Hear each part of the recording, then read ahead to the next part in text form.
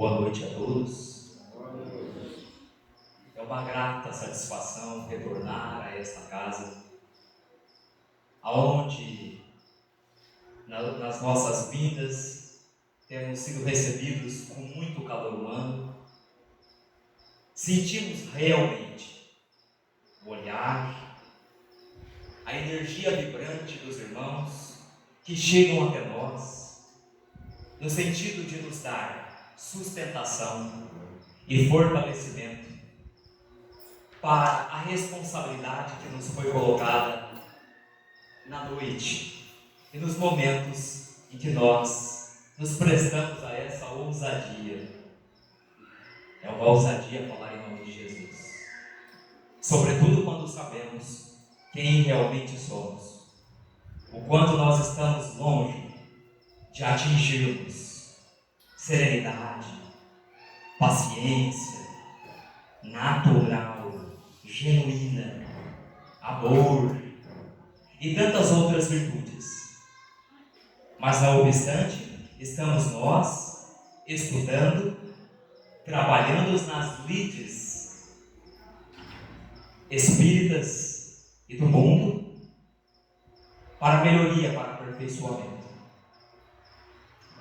Então por isso que eu falo que é uma alegria a gente rever amigos, olhar a cada um dos senhores, alguns nós nos lembramos.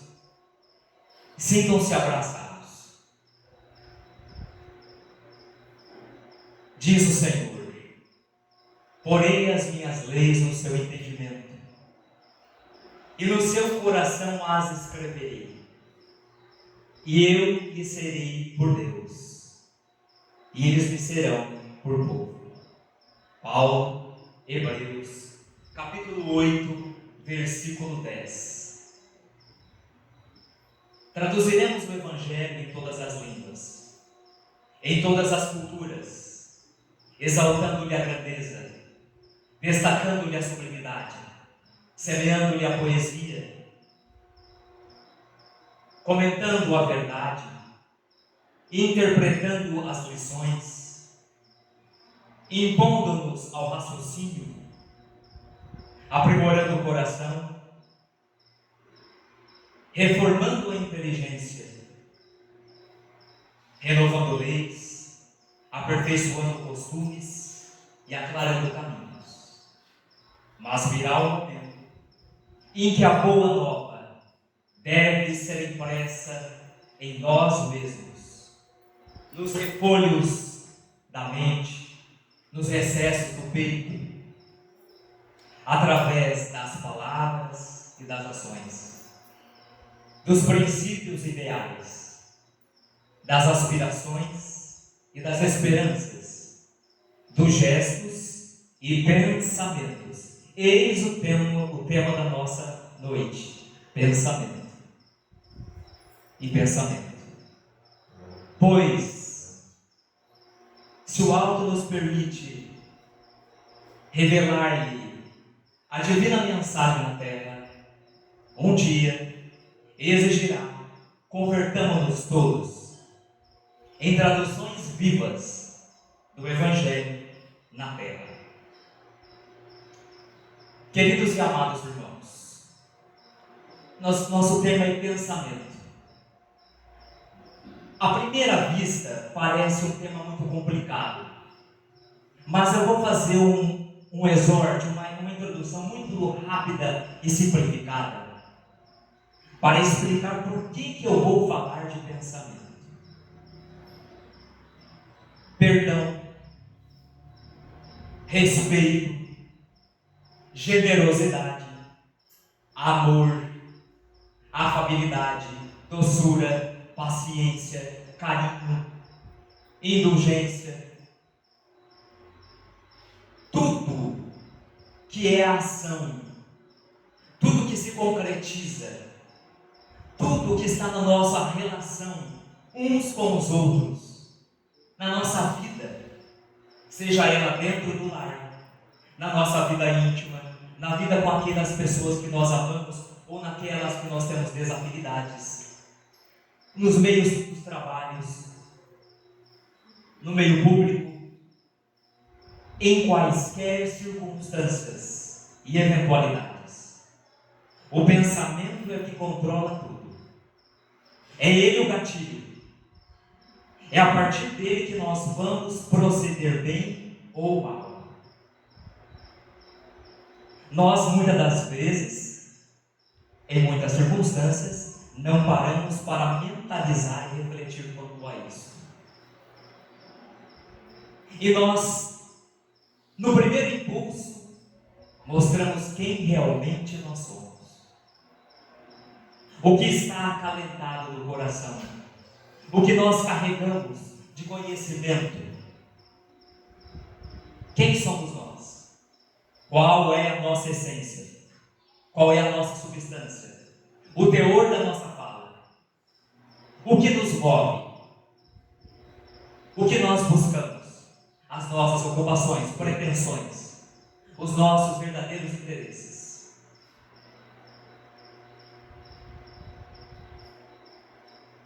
Olha que interessante. O pensamento é o que veicula tudo isso.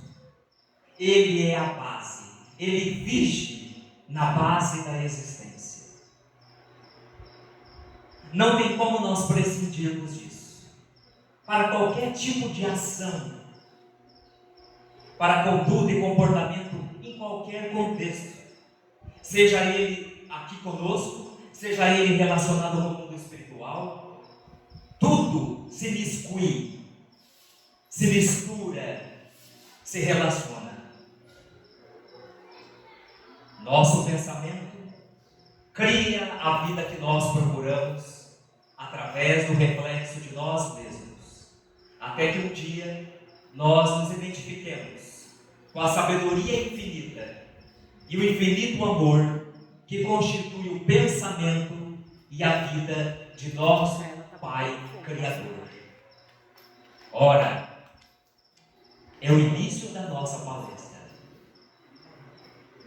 No livro Pensamento e Vida, Francisco Cândido Xavier, psicografia de Francisco Cândido Xavier, pelo Espírito Emmanuel, tem essa explicação, partindo do que nós mostramos de nós mesmos.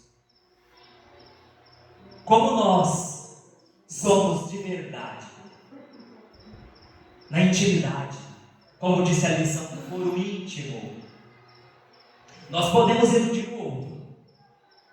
Nós podemos nos apresentar de uma determinada forma, nós podemos usar muitas das vezes um vocabulário rebuscado, nós podemos usar uma vestimenta distinta, aparentemente muito ostensiva, nós podemos nos colocar numa tonalidade, num tom de voz muito alto, muito agudo, nós podemos colocar uma tonalidade mais tranquila, e nós podemos desenhar uma versão e uma performance que não corresponde à realidade. Todavia, nossa consciência nos diz: se aquilo é um trabalho para tentar parecer bom, para tentar parecer uma pessoa do bem, ou se realmente nós somos do bem, somos bons. A mente é espelho da vida em toda parte. Ergue-se da terra para Deus, sob a égide do Cristo Jesus. A feição do diamante bruto, que ele é arrancado do solo obscuro e vem para a luz, com a orientação do lapidário, do ourives, que é Jesus,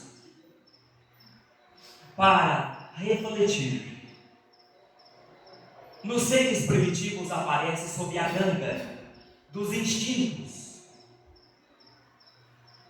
Nas almas humanas surge entre as ilusões que salteiam a inteligência. Nas almas aperfeiçoadas revela-se através da gloriosa luz de um precioso diamante. Se nós estudarmos-las do ponto de vista que nós nos encontramos confinados na terra entre a animalidade e a angelitude, nós perceberemos que ela é o campo da nossa consciência desperta, no grau evolutivo que nós nos encontramos, do conhecimento que nós já conseguimos deter. Definido por espelho da vida, nós devemos reconhecer que é ela que faz com que nós movamos a mente, que nós movamos, criamos, destruímos, refazemos, transformamos para crisolar e para purificar. Em todos os domínios do universo vibra a influência recíproca, uma parte. Influência recíproca. Tudo reflete. Um reflete no outro.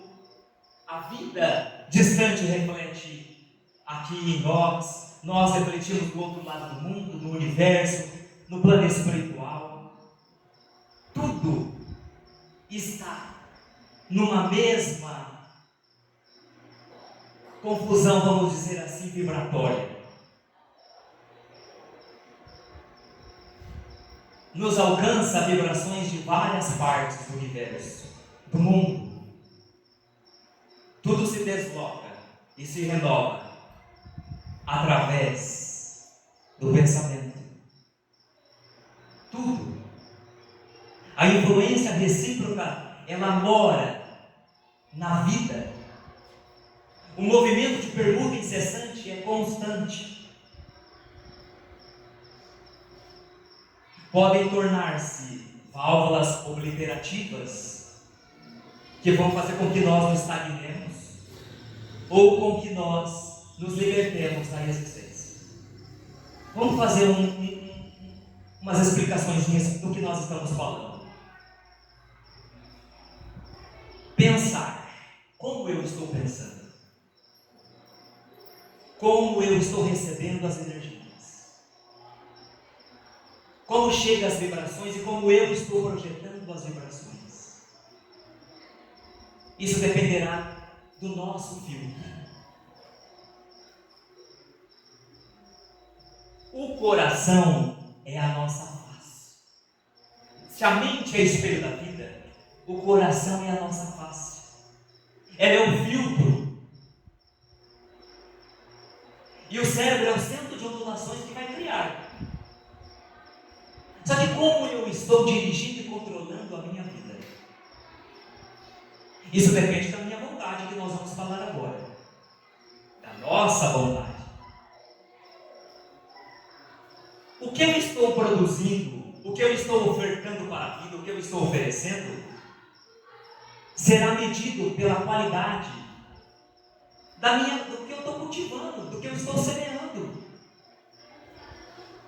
Como querer colher coisas saudáveis, virtudes, deixar um legado honesto,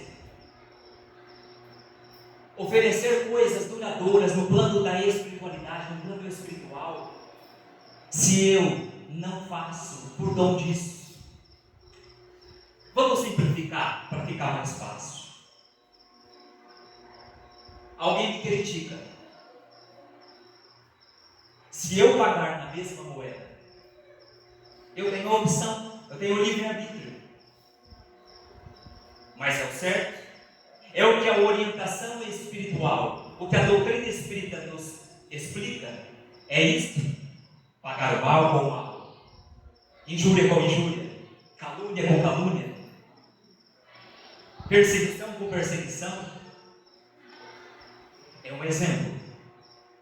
Então, quem vai fazer a escolha sou eu. Como eu devo sentir isso? As vibrações que chegam até mim, as situações que chegam até mim, eu vou saber como lidar com elas. Se eu escolher orientá-la para o bem, sobre os preceitos da doutrina. Desejando, nós sentimos. Sentindo, nós pensamos. Pensando, nós realizamos. Realizando, nós atraímos. E atraindo, nós refletimos. E nós, refletindo, estenderemos a nossa influência espiritual, que pode ser maléfica ou pode ser benéfica. Representamos ao pé do outro, do nosso semelhante, daqueles que estão do nosso lado, desde o nosso lar, lá fora, a saúde ou a doença. Podemos representar a destruição ou a solução, o bem dos carregadores da luz, o mal dos carregadores da sombra. Podemos constituir harmonia ou podemos constituir desordem, tolerância ou intolerância. Queridos e amados irmãos, fala-nos na lição seguinte que quem é o impacto determinante é a vontade. E faz uma explicação muito interessante, dizendo que a vontade, ela é o gabinete que sobrepuja, que está acima de todos os outros gabinetes. Comparando a mente humana por espelho vivo da nossa consciência desperta, lúcida, há um grande escritório subdividido em seções diversas. Nós temos o departamento do desejo. É aí que nós encontramos as questões das aspirações, dos propósitos que acalentam o serviço, o trabalho, as atividades. Nós temos o departamento da inteligência, que vai dilatar os patrimônios da cultura, da evolução. Nós temos o departamento da imaginação, que cria os ideais, a sensibilidade. O departamento da memória, que arquiva as súmulas do conhecimento, aquilo que nós já vivemos experimentando em outras vidas. E outros importantes também departamentos que definem os investimentos da alma. Só que, como eu disse, o mais importante é a vontade.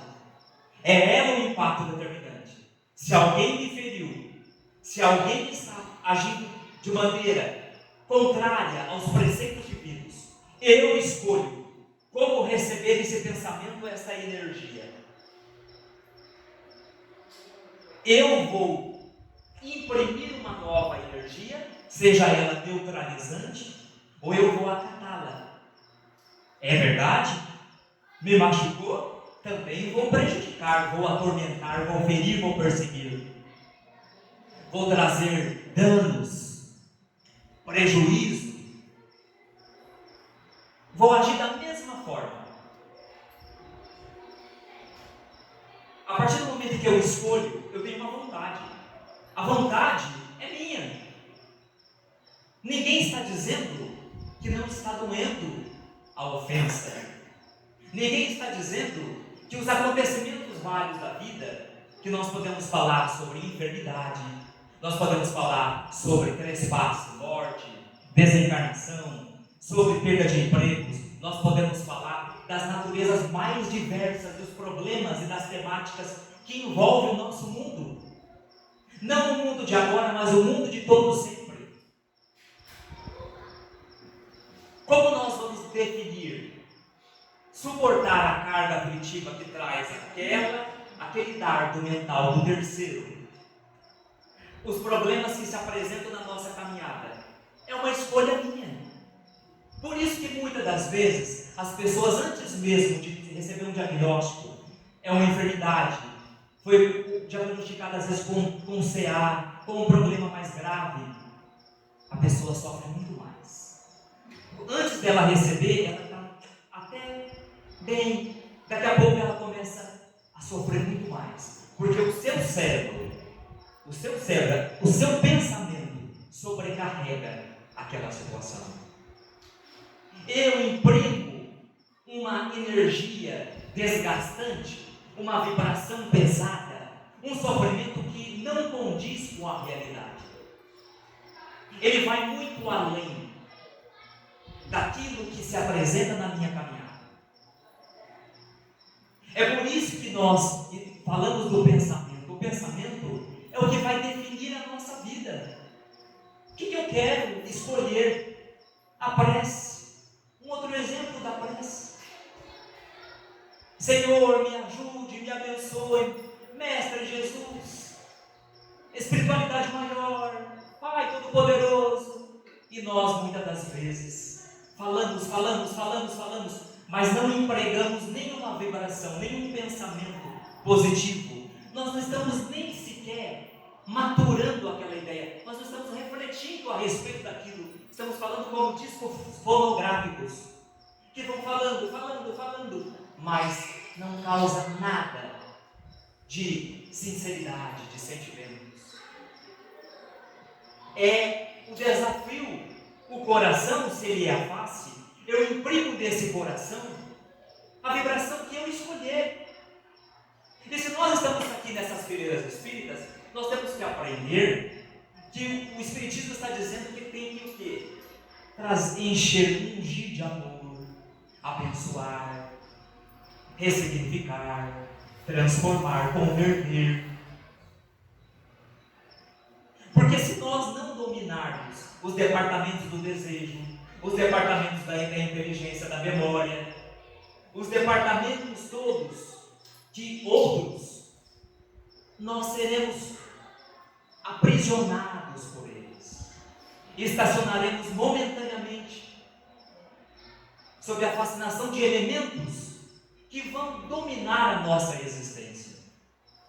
Por isso que Emmanuel define a vontade como a gerência esclarecida e vigilante que governa todos os demais setores. Eu posso me concentrar na dor, ou eu posso me concentrar nos meios de ver o que é positivo, o que é de bom, o que é de salutar, que ela traz também. Olha que interessante. Ninguém disse que não há aflição, ninguém disse que não há tormenta, ninguém disse que não há dificuldade, que não há perseguição, que não existem vários tipos de desarranjos. No entanto, como eu vou olhar para isso e como eu vou introjetar a minha alma é que vai fazer com que eu esteja bem, relativamente bem, ou que eu caia, ou que eu perca a minha vibração, a minha relativa paz, que eu perca a minha esperança, a minha fé. Queridos irmãos, aquela irmã hemorroísta que está no livro da Gênesis, que ela chega e toca as vestes de Jesus. Ora, Jesus pensou, olha que interessante, Jesus pensou em curá-la? Não. Os seus sentimentos puros, sinceros, verdadeiros, tocaram ele de uma maneira diferente. Quem lhe tocou? Ora, gente, imagine Jesus Cristo no meio de uma multidão imensa de pessoas se acotovelando, encostando, pessoas gritando: mestre, mestre, socorro, me ajude, e choros e gritos, e alguém toca diferentemente, e ele percebe. É porque é uma essência diferente, é um pensamento de me cure, Senhor, mas com um sentimento ali junto, materializado, plasmado, de verdade.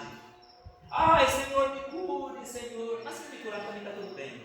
Eu vim porque eu tinha que vir. É diferente. Eu estou aqui na casa espírita. Vim aqui, vou sentir melhor. Não. Você quer se sentir melhor? Nós queremos nos sentir melhores. É o primeiro passo. Isso não separa, não tira a nossa responsabilidade da vida lá fora, de como permanecer com o remédio que nós estamos carregando daqui. A energia, as vibrações, o acompanhamento espiritual.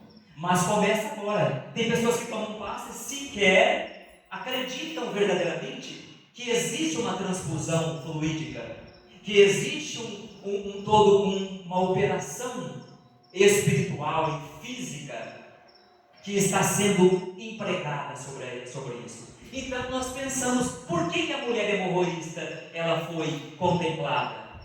A tua fé te curou. Vai, a tua fé te curou. Ora, queridos irmãos, ela buscou, ela fez um esforço. Então o pensamento requer esforço. Deixa eu pegar o celular. Quando aqui tem um espelho. Vou voltar de novo porque isso é importante que nós guardemos. Tem um espelho. Quando eu estou olhando aqui, eu estou no espelho. Quando vocês estão olhando para os seus celulares, tem um espelho, não tem? Uma película que a gente vê. Se o coração é a face, é esta película. Se a alma está aqui, mas o coração é a face dessa alma, eu vou determinar como receber o desarranjo e a dor. Eu vou filtrar. Se o coração não filtrar, vai nascer ressentimento, vai nascer vingança, vai nascer revanchismo, vai nascer desordem. Nós vamos continuar pessimistas, nós vamos continuar com a dor cada vez mais intensificando, nós vamos continuar com perturbações em todos os campos da vida. Nós não conseguiremos ver a ajuda espiritual nos nossos caminhos através da inspiração, através da intuição. Nós não conseguiremos perceber nada de bom, porque continuaremos arrastando os pensamentos baixos que acalentam os homens da terra. Por isso que nós não devemos enxumbar muito ao solo da terra. Nós temos que conduzir a família, nós temos interesses importantes, nós temos perspectivas de melhoria, nós queremos nos curar, nós queremos sair da situação às vezes financeira que nós nos encontramos, nós queremos mudar, alcançar, temos sonhos, temos pretensões, ok, são legítimas. Emmanuel nos dirá que nós não devemos menosprezá-las. Só que se eu só voltar para a terra, eu não conseguirei ver os valores duradouros que me chamam para a vida da onde eu vim, para a verdadeira vida. Aonde estiver o teu tesouro, aí está o teu coração.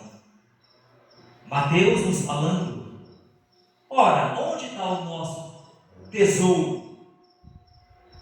Buscai primeiramente o reino de Deus e a sua justiça, e tudo mais lhe será acrescentado. Está dentro ainda de Mateus, é o finalzinho.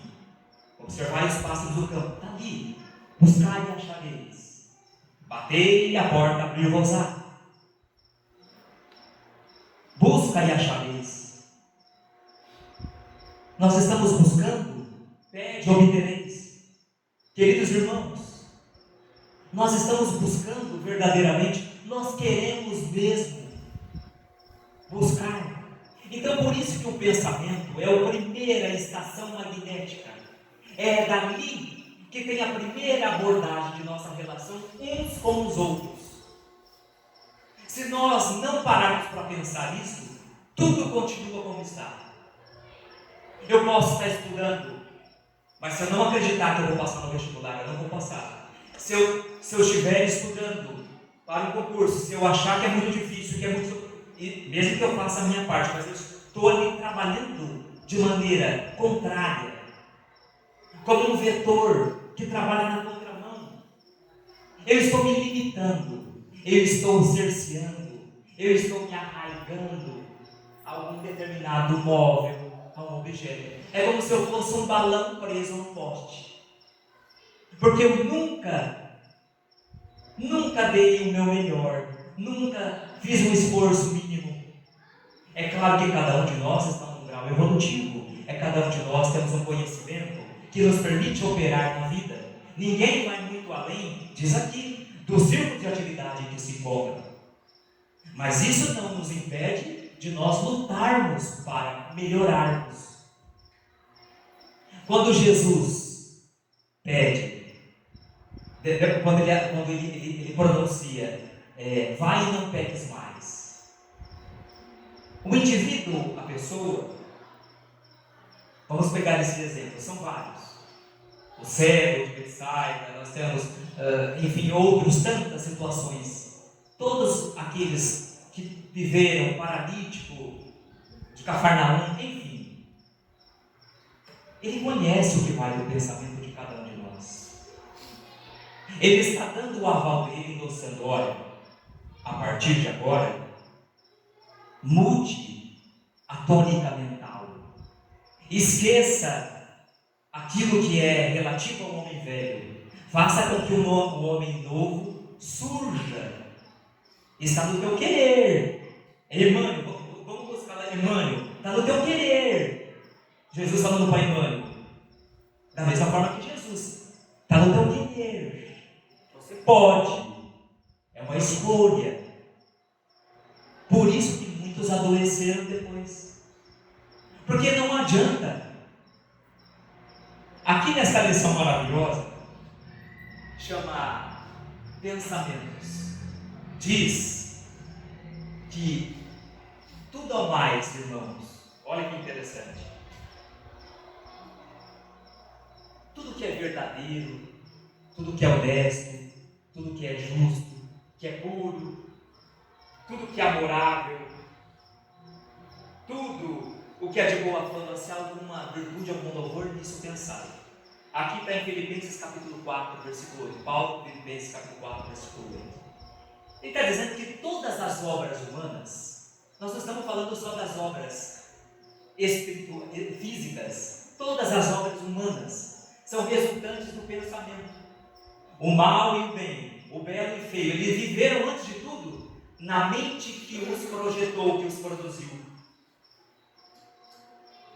E aí ele fala que o Evangelho é que consubstancia o roteiro, é que materializa o roteiro para que a mente enferma, doente, se cure, para que ela melhore, para que ela evolua, para que ela busque os caminhos da espiritualidade superior. Não adianta mudar por fora e nada fazer de trabalho, de tentativa interiormente. É isso que essa lição nos fala em Pensamentos.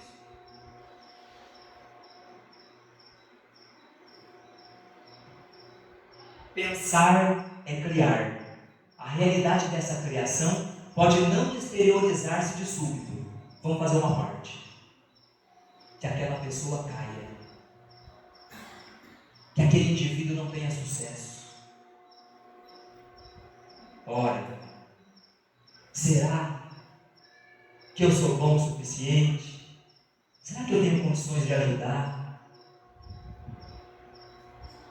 Será que eu vou curar? Será que Deus me ama? Será que eu tenho salvação? Tudo isso que nós estamos falando foi criado quadros mentais, clichês mentais, que estão na nossa mente. Estão ali, nós criamos, nós podemos até não dar importância a eles, mas já existem sombras, monstros ou quadros louváveis, se é no sentido positivo. Curas, sucesso, para nós e para aqueles que nós vibramos, para aqueles que nós amamos, para aqueles que já estão numa outra dimensão. Então, queridos irmãos, muitos não conseguem, no momento de recapitular, no momento de vivenciar a sua situação, porque as sombras e os obstáculos continuam na mente, dizendo: nós não conseguiremos, não sou capaz, não tente. Para que ficar em pé? Senta. Para que sentar? Deite. Vamos ver como fica. Vai ficar como está.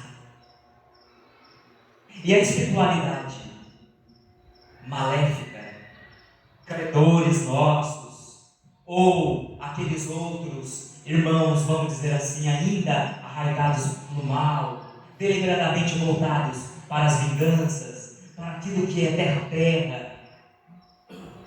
Eles vão buscar os pensamentos mais baixos. A vontade, ela é ineficaz.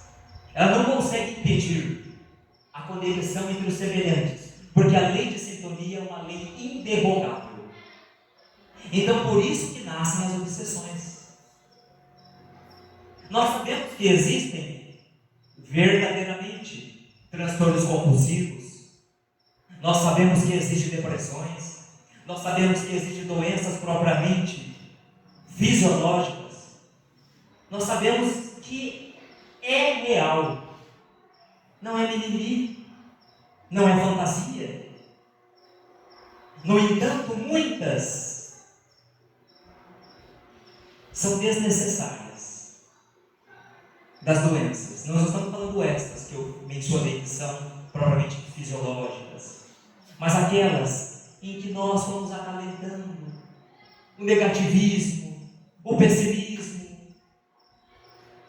o mal, não perdoo, não quero, para que eu vou fazer uma concessão, para que eu vou trabalhar, para que eu vou entregar o meu sábado, o meu domingo, enfim. Então tudo aquilo é superdimensionado. E quem busca isso, os espíritos que estão na mesma sintonia, e farão com que muitas doenças ali se instalem no perispírito, porque nós permitimos. O livro Pensamento e Vida, nós não estamos falando nem 1/10 do que está aqui, mas ele nos fala a respeito da importância. Emmanuel já começa explicando que este livro é importante porque para aqueles irmãos que estão a reencarnar aqui na Terra, foi feita uma adaptaçãozinha aqui para nós. Eles também lá leem esse livro, com algumas diferenças, mas a tônica é a mesma. Olha, orai e vigiai, cuidado com o pensamento, para não entrar numa frequência vibratória baixa, para não encontrar, às vezes, um obsessor, um credor. Às vezes nós estamos trabalhando, para ficar mais claro a minha explicação, às vezes nós estamos trabalhando, às vezes nós estamos ali lutando, mas nós temos credores, porque nós já vivemos outras vidas. Pessoas, irmãos que nós deixamos algum tipo de sofrimento, algum tipo de males em suas vidas. Eles nos procuram, alguns deles que não evoluíram.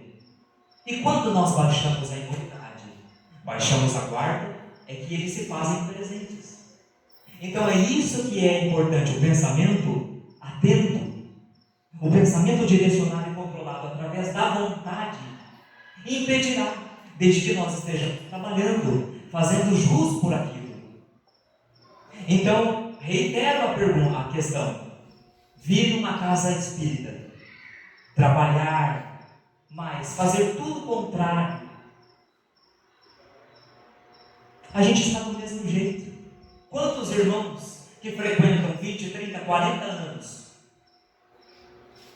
mas não mudaram nada por dentro? Ah, mas eu vejo a sopa, eu estou engajado em muitos trabalhos, eu sou um trabalhador, eu participo dos trabalhos de desobsessão, eu faço visitas, peregrinações, enfim. Mas às vezes você pode fazer de maneira civilizada. Nós podemos fazer de maneira mecânica, automática. Se o coração não concorre de alguma forma, é automático. Então, eu faço, eu vivencio, eu gasto energia, mas não acendo luz. Porque para gastar luz, tem que ter desgaste energético. Nessa lição, fala o seguinte: mudar pensamentos não é tão fácil quanto parece. Requer muita renúncia demais. Profundo sacrifício. Conhecimento e dominação de si mesmo, que nós não conseguiremos sem trabalhar, sem sacrifício, sem fazer a nossa parte. Então, queridos irmãos, eu sei que o tema aparentemente parece um pouco pesado, mas ele não é tão pesado assim. É que nós não queremos metabolizar muitas das vezes as situações. Não quero pensar a respeito. Ninguém me feriu, nisso que eu estou sentindo, nisso que eu estou carregando. Não vejo agora, de muito tempo. Mas é a espiritualidade nos mostrando através de tantas instruções que aqui nesta casa está a cura, está dentro de nós, está no nosso comprometimento com o alto. Se eu faço um esforço de melhoria, eu estou fazendo um esforço de aproximação de Jesus. E automaticamente, Jesus também caminha um passo próximo a mim. É uma mão de duas vias. Uma via de duas mãos, me perdoe. É uma via de duas mãos. Eu faço a minha parte e a espiritualidade, através da permissão divina, faz a parte dela. Então, pensemos nisso. Se nós pudermos ler no livro do Pensamento e Vida, nós vamos verificar. Pergunta 894 do Livro dos Espíritos. Ora, por que existe essa diferença?